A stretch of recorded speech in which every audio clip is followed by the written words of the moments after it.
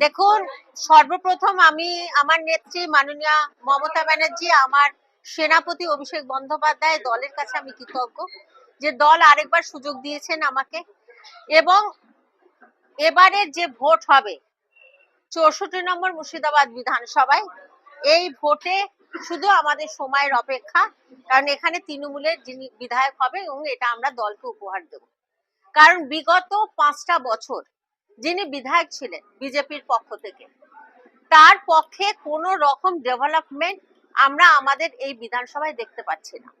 মানুষের মুখে একটাই কথা যে বিধায়ককে এলাকায় পাওয়া যায় না, তোমার দেখা নাই গো নচিকেতার এই গান মানুষের প্রত্যেকটা মানুষের মুখে মুখে। এবং দুর্ভাগ্য যে তিনি ইতিমধ্যে ধর্মের তাস খেলতে শুরু করেছে।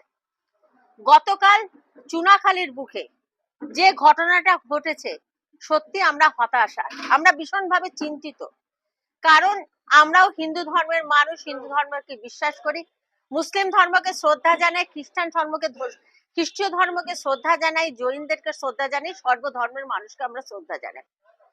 একটি ঠাকুর পুজোকে কেন্দ্র করে মূর্তি কে ভাঙলো, কারা ভাঙলো, আমি কলকাতায় ছিলাম, খবরটা পাওয়ার পর প্রশাসনের সঙ্গে আমিও যোগাযোগ করি।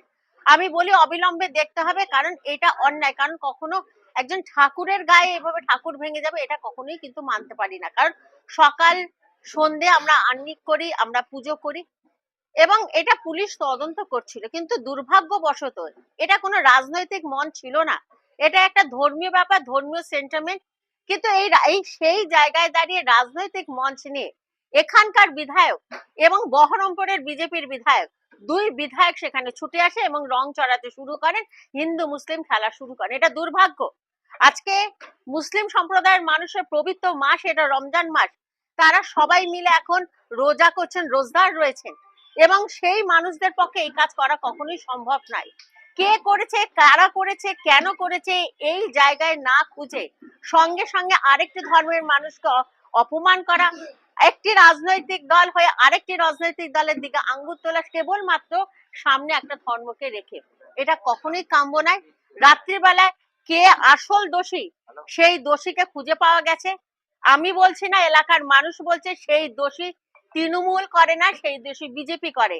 আমি এই কথাটা বলার একটাই কারণ ওরাই প্রথমে আমাদের একটি ছেলেকে, একদম নির্দোষ ছেলেকে তুলে নিয়ে গেছিল, বলেছিল তৃণমূল করছে। রাত্রে তাকে ছাড়া হয়, কারণ সে বেচারি কিছুই জানতো না। সে বাবা মার ওষুধ কেনার জন্য একবার বাইরে বেরিয়েছে, এটা পুলিশ প্রশাসনে তদন্ত করে দাঁড়িয়েছে।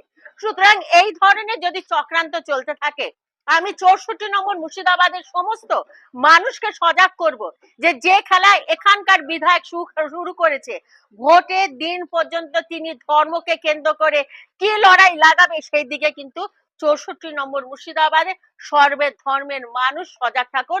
কারণ আমরা শান্তিপ্রিয় মানুষ, এই বিধানসভা শান্তিপ্রিয়, আমরা শান্তির সঙ্গে বসবাস করতে চাই। আর তাদেরকেও বলতে চাই, এই ধর্মকে সামনে নিয়ে রাজনীতি হয় না। আগামী 4 মে এই মুর্শিদাবাদ বিধানসভায় যতই তারা নোংরা রাজনীতি করুক না কেন, বিধায়ক তৃণমূলেরই হবে। দেখুন, এটা সময়ের বিষয়। আপনারা জানেন বর্তমানে আমাদের 8টা পঞ্চায়েত, আমাদের দুটো পৌরসভা, আমাদের 3টে জেলা পরিষদ, আমাদের পঞ্চায়েত সমিতি আমাদের। সুতরাং আমরা আশা করছি খুব ভালো মার্জিনে এবার আমরা এই সিট তুলতে পারবো। বিধায়ক বলছেন যে ওনার বিধায়ক যে কোটার টাকা সম্পূর্ণ খরচ করতে পেরেছেন, তৃণমূলের এক বিধায়ক করতে পেরেছেন এবং উনি করতে পেরেছেন দ্বিতীয় ব্যক্তি। আর এই বিষয়ে কি বলবেন? এবং উনি বই আকারে, পুস্তক আকারে যদি প্রচারও করবেন বলেছে, আগামী দিন বার করবেন। দেখুন, এত অহমিকার কোনো গল্প নেই। উনি 5 বছরে কি করেছে, কোথায় রাস্তা করেছে, ঘাট করেছে, কোথায় লাইট লাগিয়েছে, উনি জানেন। কারণ একটা জায়গাও আমরা সেভাবে আমাদের চোখে পড়লো না। কিন্তু আজকে বিধায়ক না থাকার পরও 2021 সাল থেকে শুরু করে 2026-এ একজন হারা বিধায়িকা হিসাবে, হারা মানুষ হিসাবে আমি যেভাবে উন্নয়ন করেছি মাননীয় মুখ্যমন্ত্রী মমতা ব্যানার্জির দয়ায়, এবং আমাদের মামাটি মানুষের উন্নয়ন অত্যন্ত নগণ্য, এবং সেটা চোখে দেখা যায় না। আমরা কোনোদিন মন ছাড়িনি, কোনোদিন মাটি ছাড়িনি, কোনোদিন মানুষের পাশ ছাড়িনি। এটাই হচ্ছে তৃণমূল কর্মী হিসাবে আমাদের বৈচিত্র্য।